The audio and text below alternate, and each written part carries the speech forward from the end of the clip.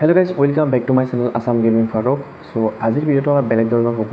এনেই সাধাৰণতে মই মহৰ ভিডিঅ' দিওঁ, আপোনালোকে গম পায়। বহুত দিন ধৰি ভিডিঅ' দিয়া নাই যিহেতু সময় পোৱা নাছিলোঁ, কিন্তু আজিৰ ভিডিঅ'টো অলপ বেলেগ ধৰণৰ হ'ব। মহৰ লগত ৰিলেটেড আছে।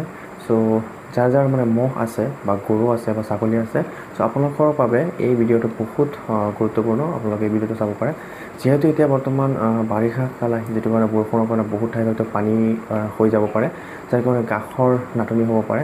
চ' যাৰ কাৰণে নেকি এই ভিডিঅ'টো আপোনালোকৰ বাবে অতি গুৰুত্বপূৰ্ণ। আপোনালোকে সম্পূৰ্ণ চাব। যে আপোনালোকে টাইটেল আৰু থাম্বনেইল চাই পেলাই হয়তো অলৰেডি মানে বুজিব পাৰিছে যে চাইল্ডলেছৰ বিষয়ে ভিডিঅ'টো হ'বলৈ গৈ আছে। যে চাইল্ডলেছ কি হয়, আপোনালোকে চাইল্ডলেছ কেনেদৰে প্ৰডাকশ্যন কৰা হয়, কেনেদৰে প্ৰডাকশ্যন কৰে, আৰু ইয়াৰ ছিগনিফিকেঞ্চ কি হয়, ইয়াৰ গুৰুত্ব কি, আপোনালোকে এইটো ভিডিঅ'ত ভালদৰে গম পাব।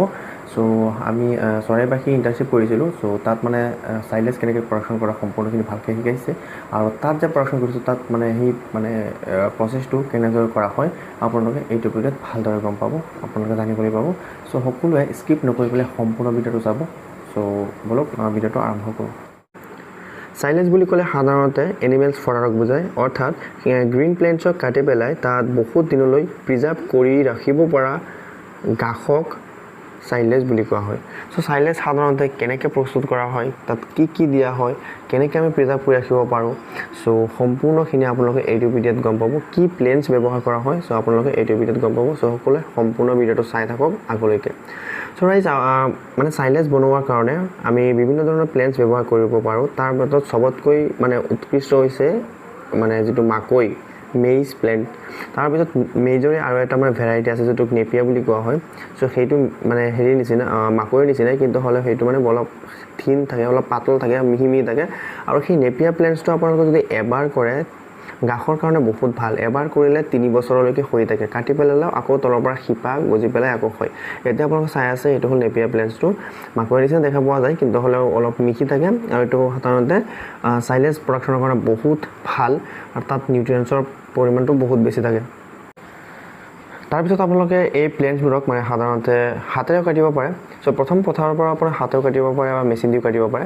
চ' কাটি অনাৰ পিছত ইয়াত ট্ৰেক্টৰৰ লগত মেচিন ফিটিং কৰিছে। চ' আপোনালোকে হাতেৰে কাটিলেতো মানে বেছি কাটিব নোৱাৰিব, তাৰ কাৰণে মানে অলপ সৰু হ'লে এটা মেচিন ইউজ কৰিব লাগিব। চ' ইয়াত এটা মেচিন ইউজ কৰি আছে, যিটো ট্ৰেক্টৰৰ লগত ডাইৰেক্ট ফিটিং কৰি লৈছে, আৰু ট্ৰেক্টৰৰ লগত ফিটিং কৰি পেলাই কাটি আছে। চ' এনেকৈ কাটি টুকুৰা পুৰা সৰু টুকুৰা হৈ আছে। চ' সেইবোৰ বেলেগ এঠাইত গৈ পেলাই পৰি আছে। চ' যিসকলৰ মানে মহ আছে বা গৰু ফাৰ্ম আছে বা ছাগলী ফাৰ্ম আছে, চ' আপোনালোকে সাধাৰণতে ট্ৰেক্টৰটো মানুহৰ ঘৰত প্ৰায় থাকেই। চ' আপোনালোকে এনেকুৱা ধৰণৰ মেচিন বনাই ল'ব পাৰে। নহ'লে আপোনালোকে আৰু এটা মেচিন বনাই ল'ব পাৰে, যিটো আপোনালোকে এতিয়া চাই আছে। চাওক, এনেধৰণৰ মেচিনো বনাই ল'ব পাৰে। তাত মটৰ এটা ফিটিং থাকিব। চ' ইয়াৰ দ্বাৰাতো আপোনালোকে কাটিব পাৰে, কাটি পেলাই তাৰপিছত চাইলেঞ্চ প্ৰডাকশ্যন কৰিব পাৰে। চাওক, ইয়াত তলত মটৰ ফিটিং কৰা হৈ আছে। আৰু চ' কাটিং হোৱাৰ পিছত, চ' এইটো যিহেতু এটা কোম্পানী হয়, মানে নৰ্থ ইষ্টৰ ভিতৰত Mahabahu agro farmer producer company LTD, যিটো নেকি মানে চৰাইবাহীত আছে। চ' যিহেতু এটা কোম্পানী হয়, সেইটো কাৰণে এনেকুৱা মেচিন ইউজ কৰি আছে। বহুত ডাঙৰ এটা মেচিন। এই মেচিনটো দি পেলাই মানে পেকেজিং কৰে, মানে চাইলেঞ্চ পেকেজিং কৰে। চ' আপোনালোকে মানে ইমান ডাঙৰ মেচিন নিকিনিলেও আপোনালোকে হাতেৰেও পেকেজিং কৰিব পাৰে, পলিথিনত ভৰাই। কিন্তু সেইটো মানে ইমান বেছি দিন নাযাব।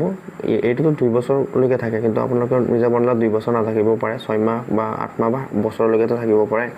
চ' এনেদৰে প্লেণ্টছবোৰ কাটিং সম্পূৰ্ণ হৈ যোৱাৰ পিছত মানে তাত মানে 3টা কম্প'নেণ্ট দিয়া হয়, মিক্স কৰা হয়, যাতে পচি নাযায় আৰু যাতে মানে খাদ্যটো মানে নিউট্ৰিয়েণ্টছবোৰ ঠিকেই থাকে, যাতে স্বাদযুক্ত হয়, সেইটো কাৰণে।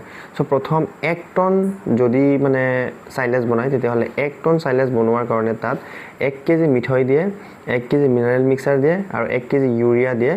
দি পেলাই একেলগে এনেকৈ মিক্স কৰি পেলাই তাৰপিছত এনেকৈ ছটিয়াই দিয়ে। যিহেতু ইয়াত মানে বহুত ডাঙৰ, বহুত বেছিকৈ বনাই আছে, এটা কোম্পানী হয়। চ' সেইটো কাৰণে ইয়াত মানে এনেকৈ ছটিয়াই দিয়া আছে। চ' সাধাৰণতে আপোনালোকে কমকৈ বনালে আপোনালোকে ভালকৈ মিক্স কৰিব, আৰু মিক্স কৰি পেলাই যিহেতু আপোনালোকে হাতেৰে পেকিং কৰিব, আৰু এনেদৰে ছটিয়াই দিয়াৰ পিছত তাৰপিছত এইবোৰ মানে কাটি থোৱা প্লেণ্টছৰ পাৰ্টবোৰ এইবোৰ দি দিয়ে এইটো মেচিনত আৰু এইটো মেচিনত এনেদৰে আৰু ভালদৰে মিক্স হয় আৰু এইদৰে আৰু ভালদৰে মিক্স হৈ পেলাই তাৰপিছত অটোমেটিকলি ওপৰলৈ গৈ থাকে আৰু তাত পেকেজিঙৰ কাম আৰম্ভ হয় আৰু সেন্সৰ লগোৱা হৈ থাকে এইটো মেচিনত আৰু অটোমেটিকলি সেইটো কাৰণে পেকিং হয় সো আপোনালোকে চাওক পেকিংটো বহুত ধুনীয়াকৈ পেকিং হয় চাই থাকক আপোনালোকে সম্পূৰ্ণ ভিডিঅ'টো আগলৈকে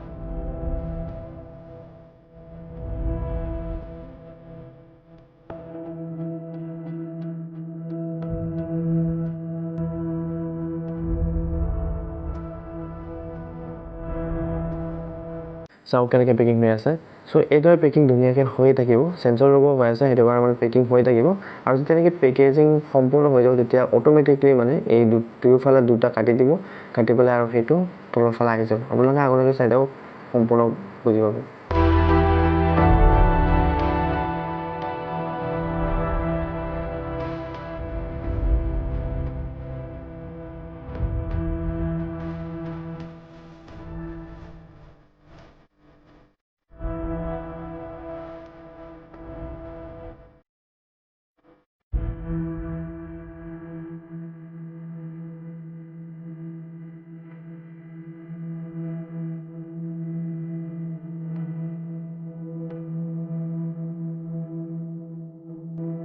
আৰু চাওক প্ৰাইজ এইটো হ'ল ফাইনেল প্ৰডাক্টটো চাওক কি সুন্দৰ লাগিছে দেখি পেলাই চাইছেনে সো ইয়াত দেখাত সৰু লাগিছে কিন্তু সৰু নহয় ইয়াত 50ৰ পৰা 60 কেজিলৈকে মানে চাইলেছ আছে আৰু চাওক মানে ইয়াত পৰা কমপ্ৰেছ হৈ থাকে